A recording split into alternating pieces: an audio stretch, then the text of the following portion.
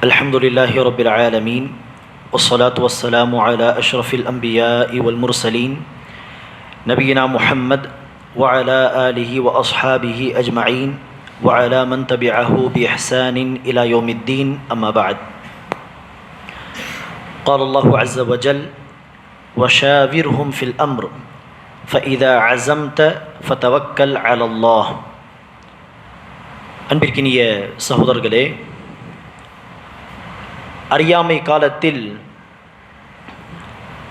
அரபு மக்கள் ஒரு வேலையை செய்ய வேண்டுமா செய்யக்கூடாதா, ஒரு காரியத்தை தொடங்கலாமா வேண்டாமா, உதாரணத்திற்கு பயணத்தை மேற்கொள்வதா இல்லை பயணத்தை தொடங்க வேண்டாமா என்கிற இந்த விஷயங்களை எல்லாம் அந்த காலத்தில் இருந்த ஜோஷியக்காரர்கள், குறி சொல்பவர்கள், அவர்களை சந்தித்து தான் நினைச்சுவார்கள், முடிவெடுப்பார்கள். முக்கியமான முடிவுகள் அவர்கள் சொல்வதை அடிப்படையாக வைத்து முடிவெடுப்பது, செயல்படுவது. அல்லது சகுனம் பார்ப்பார்கள். ஒரு பறவையை பறக்க விட்டு அந்த பறவை வலது பக்கமாக திரும்பி வலது திசையில் திரும்பி சென்று விட்டால் ஆம், இந்த காரியத்தை செய்யலாம், இது நமக்கு நன்மையை தரும். ஒரு பறவையை பறக்க விட்டு அது இடதுபுறமாக திரும்பி பறந்து சென்று விட்டால் இந்த காரியம் சிறப்பாக அமையாது, இது நஷ்டத்தில் தான் சென்று முடியும் என்று அந்த காரியத்தை செய்யாமல் இருப்பார்கள். இப்படி தவறான பல வழிமுறைகள் இருந்தது. அதே போல்தான் ஏதோ அம்பு வீசியும் நினைச்சுவார்கள், ஒரு காரியத்தை செய்ய வேண்டுமா செய்யக்கூடாது என்பதை அம்பு வீசியும் முடிவெடுப்பார்கள். அநேகமாக அந்த அம்பு வீசி எதை நோக்கி அவர்கள் எரிந்தார்களோ அதை பட்டுவிட்டால் அந்த காரியத்தை செய்வது, அதை நோக்கி அது படாவிட்டால் அந்த காரியத்தை செய்யாமல் விட்டு விடுவது, இப்படி ஏதாவது வழிமுறைகள் இருந்திருக்கும். அல்லாஹ் சுப்ஹானஹு வ தஆலா அதை குர்ஆனிலே குறிப்பிடுகிறான். எனவே இந்த தவறான வழிமுறைகளை எல்லாம் இஸ்லாத்தை பின்பற்றக்கூடிய மக்களாகிய நாம் பின்பற்றாமல் அதை விட்டுவிட்டு சகுனம் பார்ப்பது, ஜோஷியக்காரர்களிடம் கேட்பது, கைரேகை பார்ப்பது, குறி பார்ப்பது, இந்த ஷிர்கான காரியங்களை விட்டுவிட்டு மார்க்கம் சொல்லக்கூடிய வழிமுறையை பின்பற்ற வேண்டும். ஒரு காரியத்தை தொடங்கலாமா வேண்டாமா என்கிற அந்த முடிவெடுக்கக்கூடிய விஷயத்தில் மார்க்கம் தரக்கூடிய தெளிவான வழிமுறையை நாம் பின்பற்ற வேண்டும். அந்த தெளிவான வழிமுறை என்ன? ஒன்று இஸ்திகாரா செய்வது, இரண்டாவது இஸ்திஷாரா செய்வது. இஸ்திகாரா என்று சொன்னால் அல்லாஹ்விடம் நன்மையை கேட்பது, துஆ செய்வது. இஸ்திஷாரா என்று சொன்னால் மஷ்வரா, ஆலோசனை, பிறரிடம் ஆலோசனை கேட்பது, மஷூரா செய்வது. எனவே இந்த இரண்டு வழிமுறைகளை தான் ஒரு முஸ்லீம் கையாள வேண்டும். சரி, முடிவு எடுப்பது என்று சொன்னால் முடிவு எடுக்கக்கூடிய விஷயத்தில் குழப்பம் என்பது எப்போது வரும்? இரண்டு அனுமதிக்கப்பட்ட விஷயங்களாக இருந்தால். கடமையான விஷயத்தில் குழப்பம் தேவையில்லை. தொழுவதா வேண்டாமா, இதில் குழப்பம் தேவையில்லை. தொழுவதுதான் கட்டாய கடமை. தொழுவதில் தான் ஹைர் இருக்கிறது, அதில் அல்லாஹ்விடம் ஹைரை கேட்க தேவையில்லை. தொழுவதுதான் ஹைர், குர்ஆன் ஹதீஸில் தெளிவாக சொல்லப்பட்டிருக்கிறது. எனவே அதில் இஸ்திகாரா கிடையாது, மஷ்வராவும் கிடையாது. அதேபோல் ஹராமான விஷயங்களிலும் என்ன கிடையாது? இஸ்திகாராவோ அல்லது இஸ்திஷாரா மஷ்வராவோ கிடையாது. புகை பிடிப்பதை விடலாமா வேண்டாமா, இதில் இஸ்திகாரா செய்ய தேவையில்லை. புகை பிடிப்பதில் ஹைரே கிடையாது, அது முற்றிலுமாக தீங்கு தரக்கூடிய விஷயம், தீமை. அதில் இஸ்திகாரா செய்ய தேவையில்லை, இஸ்திஷாராவும் தேவையில்லை, மஷ்வராவும் தேவையில்லை. சிகரெட் விடுவதுதான் சிறந்தது, நமக்கு தெளிவாக தெரியும். அதே போல் மார்க்கத்தில் வலியுறுத்தப்பட்ட காரியங்கள், முஸ்தஹப்பான காரியங்கள், விரும்பத்தக்க விஷயங்கள், அதிலும் இஸ்திகாரா தேவையில்லை. உதாரணத்திற்கு திங்கள் கிழமை நோன்பு நோற்கலாமா வேண்டாமா, இஸ்திகாரா தேவையில்லை. மாறாக திங்கள் கிழமை நோன்பு நோற்பதுதான் மார்க்கத்தில் வலியுறுத்தப்பட்டது, அதில் ஹைர் இருக்கிறது, அதில் நன்மை இருக்கிறது. அதேபோல் மக்ரூஹான விஷயங்கள், வெறுக்கத்தக்க விஷயங்களிலும் இஸ்திகாரா தேவையில்லை. எனவே இஸ்திகாரா அல்லது மஷ்வரா என்பது எந்த காரியங்கள் செய்ய வேண்டும்? ஹலாலான விஷயங்கள், அனுமதிக்கப்பட்ட விஷயங்கள். இதையும் நீங்கள் செய்யலாம், அதையும் செய்யலாம். இந்த இரண்டில் எதை தேர்வு செய்வது? உதாரணத்திற்கு ஒருவர் பயணம் செய்ய போகிறார் ஒரு முக்கியமான ஒரு காரியத்திற்கு. அந்த காரியத்தை செய்வது அவசியம்தான். ஆனால் இப்போது அந்த பயணத்தை மேற்கொள்வதா, சில நாட்களுக்கு பிறகு பயணத்தை மேற்கொள்ளலாமா, இதில் இஸ்திகாரா செய்யலாம், மஷ்வராவும் செய்யலாம். நிக்கா செய்வது வலியுறுத்தப்பட்டது, முஸ்தஹப்பான காரியம். அல்லது ஒருவருக்கு ஜினாவுடைய பயம் இருந்தால் அவருக்கு கட்டாய கடமை. நிக்கா செய்யலாமா வேண்டாமா என்கிற விஷயத்தில் இஸ்திகாரா தேவையில்லை. யாரை நிக்கா செய்வது, இந்த பெண்ணை தேர்வு செய்வதா அந்த பெண்ணை தேர்வு செய்வதா என்று. ஏனெனில் அந்த பெண்ணை தேர்வு செய்து அந்த வலியோடு பேசி அணுகி சம்பந்தம் பேசுவது அதுவும் அனுமதிக்கப்பட்டது. அல்லது மற்றொரு பெண் இருந்தால் அந்த பெண்ணின் வலியை சந்தித்து பேசி சம்பந்தம் பேசுவது, நிக்கா செய்வது அதுவும் அனுமதிக்கப்பட்டது.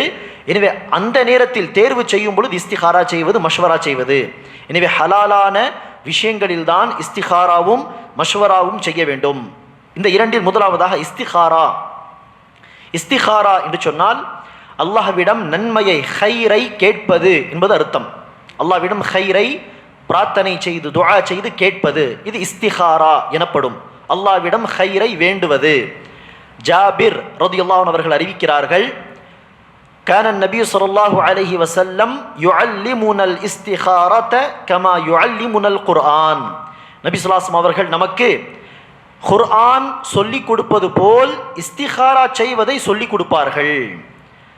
குர்ஆன் சொல்லித்தரக்கூடிய ஒரு வழிமுறை நம்மிடத்தில் உண்டு. பிள்ளைகளை அழைப்பது, குர்ஆனை சொல்லிக் கொடுப்பது. எனவே எந்த அளவிற்கு பேணுதலாக ஈடுபாடோடு குர்ஆன் சொல்லிக் கொடுப்பதை நாம் கடைபிடிக்கிறோமோ அதுபோன்று நபி ஸல்லல்லாஹு அலைஹி வஸல்லம் அவர்கள் அடிக்கடி இஸ்திகாரா செய்வதை சஹாபா பெருமக்களுக்கு சொல்லித் தருவார்கள். குர்ஆன் சொல்லிக் கொடுப்பது போல் நபி ஸல்லல்லாஹு அலைஹி வஸல்லம் அவர்கள் நமக்கு இஸ்திகாரா செய்வதை சொல்லிக் கொடுப்பார் என்று ஜாபிர் ரலியல்லாஹு அன்ஹு அவர்கள் அறிவிக்கிறார்கள். எனவே இந்த இஸ்திகாராவுடைய வழிமுறை என்ன? அதே ஹதீஸில் தொடர்ந்து ஜாபிர் ரலியல்லாஹு அன்ஹு அவர்கள் அறிவிக்கிறார், நபி ஸல்லல்லாஹு அலைஹி வஸல்லம் அவர்கள் சொன்னார்கள், இதா ஹம்ம அஹதுக்கும் பில் அம்ரி ஃபல்யர்கஅ ரகஅத்தைனி மின் கைரில் ஃபரீததி. உங்களில் ஒருவர் ஒரு காரியத்தை செய்ய வேண்டும் என்று நாடும் பொழுது, செய்யலாமா வேண்டாமா என்கிற ஒரு குழப்பத்தில் இருக்கும் பொழுது, கடமையான தொழுகை போக 2 ரக்காத் தொழுது கொள்ளட்டும். கடமையான தொழுகை தவிர 2 ரக்காத் என்று ரசூலுல்லாஹ் சொன்னார்கள். அந்த அடிப்படையில் இஸ்திகாராவுக்கென நீங்கள் தனியாக 2 ரக்காத் தொழுதாலும் சரியே, அல்லது கடமையான தொழுகை தவிர சுன்னத்தான தொழுகை, நீங்கள் பொதுவாக தொழக்கூடிய தொழுகை தான் முன் சுன்னத் பின் சுன்னத், அந்த சுன்னத்தான தொழுகையை இஸ்திகாராவுடைய தொழுகையாக கூட நீங்கள் என்ன செய்யலாம், கருதலாம். எனவே தனியாக 2 ரக்காத் இஸ்திகாராவுக்கு, அல்லது ஏற்கனவே நீங்கள் தொழுகை இருக்கும் பின் சுன்னத் தொழுகை, உதாரணத்திற்கு அந்த தொழுகையோடு இஸ்திகாராவுடைய நியத்தையும் நீங்கள் சேர்த்துக் கொள்ளலாம். இப்படி 2 ரக்காத் தொழுது விட்டு அடுத்து நபி ஸல்லல்லாஹு அலைஹி வஸல்லம் அவர்கள் சொல்கிறார்கள், லியகுல், அடுத்து வரக்கூடிய துஆவை அவர் ஓதட்டும், படிக்கட்டும். அந்த துஆ என்ன? அல்லாஹும்ம இன்னி அஸ்தகீருக பிஇல்மிக வ அஸ்தக்திருக பிகுத்ரதிக வ அஸ்அலுக மின் ஃபضلிகல் அஸீம் فإنك تقدر ولا أقدر وتعلم ولا أعلم وأنت علام الغيوب اللهم إن كنت تعلم أن هذا الأمر خير لي في ديني ومعاشي وعاقبة أمري فاقدره لي ويسره لي ثم بارك لي فيه وإن كنت تعلم أن هذا الأمر شر لي في ديني ومعاشي وعاقبة أمري فاصرفه عني واصرفني عنه واقدر لي الخير حيث كان ثم أرضني به. இந்த துஆவை படிக்க வேண்டும். இதில் ஹாசல் அம்ர் என்று 2 இடங்களில் வரும். அந்த இடத்தில் அந்த காரியத்தை அவர் சொல்லட்டும் அல்லது யோசிக்கட்டும் என்று நபி ஸல்லல்லாஹு அலைஹி வஸல்லம் அவர்கள் சொல்கிறார்கள். இந்த துஆவுடைய அர்த்தம் என்ன? இறைவா, உன்னுடைய கல்வியை கொண்டு நான் உன்னிடம் ஹைரை கேட்கிறேன், நன்மையை தேடுகிறேன். மேலும் உன்னுடைய சக்தியை கொண்டு நான் இந்த காரியத்தில் ஹைரை தேடுகிறேன். மேலும் உன்னுடைய மகத்தான கருணையை நான் உன்னிடம் கேட்கிறேன். நீ ஆற்றல் உள்ளவன், எனக்கு ஆற்றல் கிடையாது. நீ மறைவானவற்றை அறிபவன், எனக்கு மறைவான கல்வி கிடையாது. எனவே இறைவா, இந்த காரியம் ஹாசல் அம்ர் என்று வரும். அந்த நேரத்தில் நீங்கள் நின்று என்ன செய்யலாம், சொல்லவும் செய்யலாம் அல்லது யோசிக்கவும் செய்யலாம். இந்த காரியம் என்னுடைய மார்க்கத்திலும் உலக வாழ்க்கையிலும் என்னுடைய முடிவை பொறுத்தும் ஹைராக இருந்தால், நன்மையான விஷயமாக இருந்தால், அதை என்னுடைய விதியில் நீ எழுதிவிடு. அந்த காரியத்தை எனக்கு இலகுவாக்கிவிடு. அல்லது இந்த காரியம் என்னுடைய உலக வாழ்க்கையிலோ அல்லது என்னுடைய முடிவை பொறுத்தோ, மறுமை வாழ்க்கையின் முடிவை பொறுத்தோ தீமையான ஒரு விஷயமாக இருந்தால், தீங்கிழைக்கக்கூடிய விஷயமாக இருந்தால் அதை என்னை விட்டு தூரமாக்கிவிடு. அதற்கு பதிலாக சிறந்ததை எனக்கு லேசாக்கிவிடு என்று அல்லாஹ்விடம் ஹைரை கேட்டு இந்த துஆவை செய்ய வேண்டும். ஒரு முறை 2 ரக்காத் தொழுது அடுத்து இந்த துஆவை படிக்கிறோம். அடுத்து எப்போதெல்லாம் அந்த காரியத்தை குறித்து நாம் யோசிப்போமோ, குழப்பம் ஏற்படுமோ, செய்யலாமா வேண்டாமா என்று கவலைப்படுவோமோ, அப்போதெல்லாம் இந்த துஆவை அடிக்கடி என்ன செய்யலாம், படித்து கொண்டே இருக்கலாம். ஒரு முடிவு எடுக்கும் வரை, ஒரு முடிவுக்கு வரும் வரை இந்த துஆவை தொடர்ந்து என்ன செய்ய வேண்டும், படித்து கொண்டே இருக்க வேண்டும். அல்லாஹ்விடம் ஹைரை கேட்டுக்கொண்டே இருக்க வேண்டும். இத்தனை முறை அத்தனை முறை என்று சொல்ல முடியாது. அப்துல்லா பின் ஜுபைர் ரலியல்லாஹு அன்ஹு அவர்களுடைய ஆட்சி காலத்தில் காபாவுடைய கட்டடம் எரிந்து விட்டது. ஒரு சம்பவம், ஒரு இன்சிடென்ட். அப்போது மக்களை அழைத்து மஷ்வரா செய்கிறார்கள். இது பாருங்கள், சஹாபா பெருமக்களுடைய வழிமுறை. மஷ்வராவும் செய்ய வேண்டும், இஸ்திகாராவும் செய்ய வேண்டும். அழைத்து மஷ்வரா செய்கிறார். என்ன செய்யலாம்? காபாவின் கட்டடத்தை, எரிந்த அந்த கட்டடத்தை முற்றிலுமாக இடித்துவிட்டு புதிதாக ஒரு கட்டடத்தை உருவாக்கலாமா அல்லது என்ன செய்வது? சில சஹாபாக்கள் சொன்னார்கள், சில மக்கள் சொன்னார்கள், ஆம், கட்டடத்தை இடித்துவிட்டு புதிய ஒரு கட்டடத்தை எழுப்பிவிடலாம். இப்னு அப்பாஸ் ரலியல்லாஹு அன்ஹு அவர்கள் சொன்னார்கள், வேண்டாம், சேதமடைந்த பகுதியை மட்டுமே இடித்துவிட்டு சேதமடையாத பகுதி அப்படியே வைத்து அதன் மீது கட்டடத்தை உருவாக்கலாம், அதை சீர்படுத்தினால் போதும் என்று பல மஷ்வராக்கள் வந்தன. அடுத்து இப்னு ஜுபைர் அவர்கள் சொன்னார்கள், நான் 3 நாட்கள் தொடர்ந்து இஸ்திகாரா செய்து அடுத்து முடிவு எடுப்பேன் என்று சொல்லி இஸ்திகாரா செய்தார்கள். 3 நாட்களுக்கு பிறகு, இல்லை, கட்டடத்தை முற்றிலுமாக இடித்துவிட்டு புதிய ஒரு கட்டடத்தை எழுப்பலாம் என்று இப்ராஹிம் அலைஹிஸ்ஸலாம் அவர்களுடைய அடிப்படைகள் மீது பழைய வடிவம் என்ன இருந்ததோ அந்த வடிவத்தில் இப்னு ஜுபைர் அவர்கள் காபாவை கட்டினார்கள். பிற்காலத்தில் மீண்டும் அந்த கட்டடத்தை உடைத்து சதுரமாக கட்டினார்கள். இப்படி இத்தனை நாட்கள் அத்தனை நாட்கள் என்று சொல்ல முடியாது. ஆனால் ஒரு தெளிவான ஒரு பார்வை நமக்கு கிடைக்கும் வரை தொடர்ந்து நினைச்ச வேண்டும், இஸ்திகாரா செய்து கொண்டே இருக்க வேண்டும். இது ஒரு முறை செய்யக்கூடிய காரியம் அல்ல. ஆம், தொழுகை 2 ரக்காத் ஒரு முறை தொழுங்கள் போதும். ஆனால் அந்த துஆவை அடிக்கடி படித்து கொண்டே இருக்க வேண்டும். அடிக்கடி அல்லாஹ்விடம் ஹைரை கேட்க வேண்டும். இந்த இஸ்திகாரா விஷயத்தில் பல மக்கள் என்ன யோசிக்கிறார்கள் என்று சொன்னால், இஸ்திகாரா என்று சொன்னால் இரவில் இஷா தொழுகைக்கு பிறகு 2 ரக்காத் தொழுது இஸ்திகாரா துஆவை படித்து யாரிடமும் பேசக்கூடாது, பேசாமல் கொள்ளாமல் உடனே தூங்கிவிட வேண்டும். படுக்கைக்கு சென்று வலது புறமாக திரும்பி படுத்து இந்த கையை கன்னத்தில் வைத்து நபியின் சுன்னத்தின் அடிப்படையில் திரும்பி படுக்க வேண்டும். கனவில் தெரியும் என்றெல்லாம் சொல்வார்கள். இந்த விஷயங்களுக்கெல்லாம் எந்த ஒரு அடிப்படையும் கிடையாது. நபி அவர்கள் இஸ்திகாரா செய்வதற்கு இஷா தொழுகைக்கு பிறகு என்கிற நேரத்தை நிர்ணயிக்கவில்லை. இஸ்திகாரா செய்த பிறகு யாரிடமும் பேசக்கூடாது என்று ரசூல் அவர்கள் சொல்லவில்லை. இப்படிதான் படுக்க வேண்டும் என்றும் ரசூல் அவர்கள் சொல்லவில்லை. கனவில் உங்களுக்கு அல்லாஹ் ஒரு முடிவை காட்டுவான் என்றும் சொல்லவில்லை. இதெல்லாம் தவறான செய்திகள், அடிப்படையற்ற விஷயங்கள். இஸ்திகாரா துஆவை தொடர்ந்து ஓத வேண்டும், அல்லாஹ்விடம் ஹைரை கேட்க வேண்டும். அல்லாஹ் நமக்கு உள்ளத்தில் ஒரு முடிவை போடுவான், இதை செய்யலாம் என்கிற ஒரு முடிவுக்கு நாம் வந்து விடுவோம். அதுதான் இஸ்திகாராவுடைய வெளிப்பாடு. எனவே கனவில் தெரியும் இப்படியெல்லாம் சொல்வதற்கு எந்த ஒரு அடிப்படையும் கிடையாது. மேலும் நமக்கு ஒரு விஷயம் புரியும் வரை தொடர்ந்து என்ன செய்ய வேண்டும், இஸ்திகாரா செய்ய வேண்டும். நபி ஸல்லல்லாஹு அலைஹி வஸல்லம் அவர்கள் ஒவ்வொரு முக்கியமான காரியத்தையும் இஸ்திகாரா செய்துதான் செய்வார்கள். அதை தான் சஹாபா பெருமக்களுக்கும் நபி அவர்கள் போதித்தார்கள்.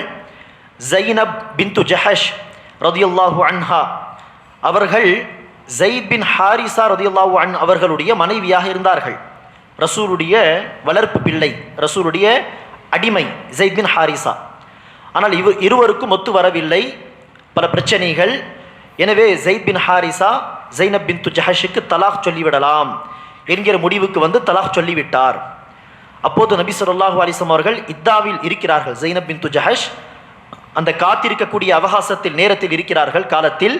அப்போது நபி அவர்கள் சொன்னார்கள், ஸைனப் பின்து ஜஹஷ் என்னை மனமுடித்து கொள்ள விரும்புகிறார்களா என்று கேட்டு சொல்லுங்கள் என்று நபி ஸல்லல்லாஹு அலைஹி வஸல்லம் அவர்கள் சொல்ல, இந்த விஷயத்தை மக்கள் சென்று ஸைனப் பின்து ஜஹஷ் அவர்களிடம் கேட்கிறார்கள். ஸைனப் பின்து ஜஹஷ் அவர்கள் சொல்கிறார்கள், நான் என்னுடைய ரப்பிடம் இஸ்திகாரா செய்யாமல் நான் முடிவெடுக்க மாட்டேன், நான் முடிவெடுத்து இஸ்திகாரா செய்து அடுத்து சொல்கிறேன் என்று அவர்கள் தொழுது இஸ்திகாரா செய்தார்கள். அதற்கு பின்னால் தான் அல்லாஹ் சுப்ஹானஹு வ தஆலா குர்ஆனுடைய ஒரு வசனத்தையே இறக்கி வைத்தான். ஸைத் அவர்கள் தலாக் சொல்லி முடித்த பிறகு ஸைனப் பின்து ஜஹஷ் ரசூலை மனமுடிக்க வேண்டும் என்று அல்லாஹ்வே அந்த கட்டளையை குர்ஆனுடைய ஒரு வசனமாக இறக்கி வைத்தான். இங்கு நபியை மனமுடிக்க வேண்டுமா என்பதில் இஸ்திகாரா கிடையாது.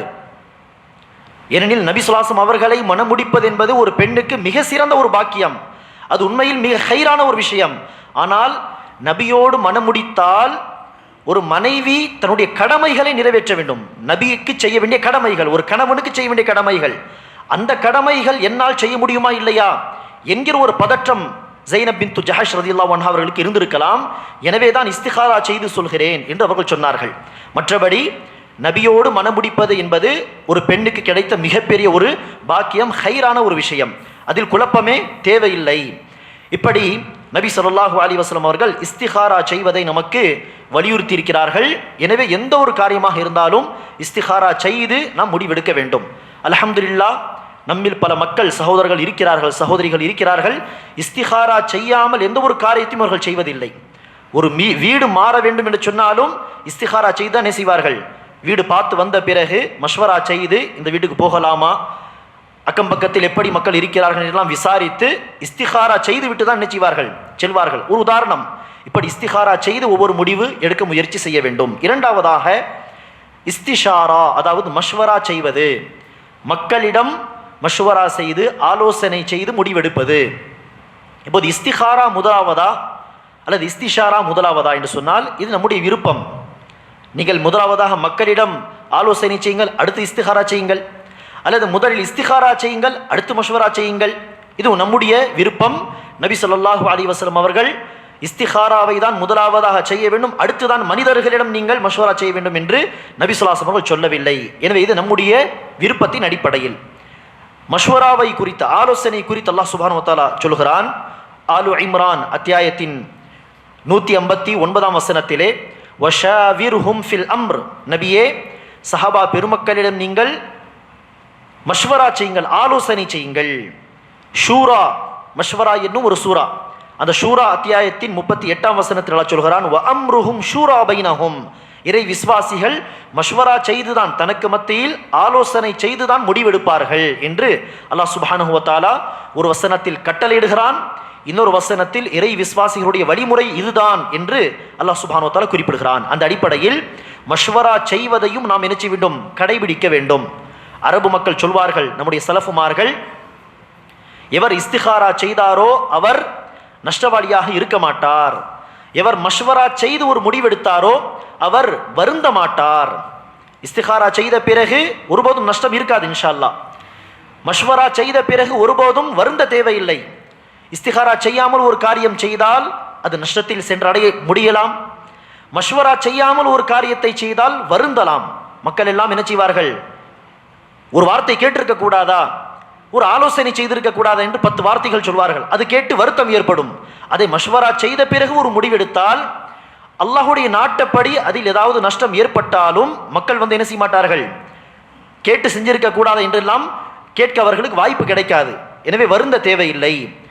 எனவே இப்படி மஷ்வரா செய்வதையும் நாம் கடைபிடிக்க வேண்டும். நபி ஸல்லல்லாஹு அலைஹி வஸல்லம் அவர்கள் நபியாக இருந்தும் தூதராக இருந்தும் மக்களுக்கு மேல் நபி ஸல்லல்லாஹு அலைஹி வஸல்லம் அவர்களுக்கு ஒரு உயர்ந்த அந்தஸ்து இருந்தும் நபி அவர்கள் தனக்கு கீழ் உள்ள சஹாபா பெருமக்களிடம், முஸ்லிம் மக்களிடம் மஷ்வரா செய்து முக்கியமான முடிவுகளை எடுப்பார்கள்.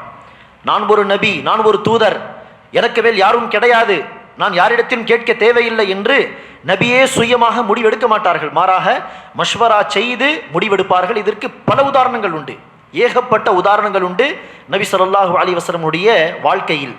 உதாரணத்திற்கு ஒரு சில எடுத்துக்காட்டு. உஹது போருக்கு முன்னால் நபி ஸல்லல்லாஹு அலைஹி வஸல்லம் அவர்கள் செய்த மஷ்வரா, ஆலோசனை, எதிரிகள் மதீனாவை நோக்கி வந்து கொண்டிருக்கிறார்கள் என்கிற ஒரு செய்தி வரும் பொழுது நபி ஸல்லல்லாஹு அலைஹி வஸல்லம் அவர்கள் சஹாபா பெருமக்களை அழைத்து ஆலோசனை செய்தார்கள். இங்கு இருந்து எதிரிகள் வந்த பிறகு நாம் எதிர்கொள்ளலாமா, அல்லது மதீனாவை விட்டு நாமும் வெளியேறி அந்த எதிரிகளை எதிர்கொள்ளலாமா? அந்த மஷ்வராவில் பல சஹாபாக்கள் மதீனாவை விட்டு நாமும் வெளியேறலாம், உஹது மலைக்கு கீழ் நாம் அந்த எதிரிகளை சந்திக்கலாம் என்று ஆலோசனை தந்த பிறகுதான் நபி ஸல்லல்லாஹு அலைஹி வஸல்லம் அவர்கள் மதீனாவை விட்டு படையெடுத்து வெளியே செல்ல வேண்டும் என்கிற முடிவுக்கு வந்தார்கள். அதே போல்தான் அகல் போர் என்று சொல்லப்படக்கூடிய ஹந்தக் யுத்தத்தில் நபி ஸல்லல்லாஹு அலைஹி வஸல்லம் அவர்கள் செய்த மஷ்வரா, சஹாபா பெருமக்களை அழைத்து நபி அவர்கள் ஆலோசனை செய்தார்கள்.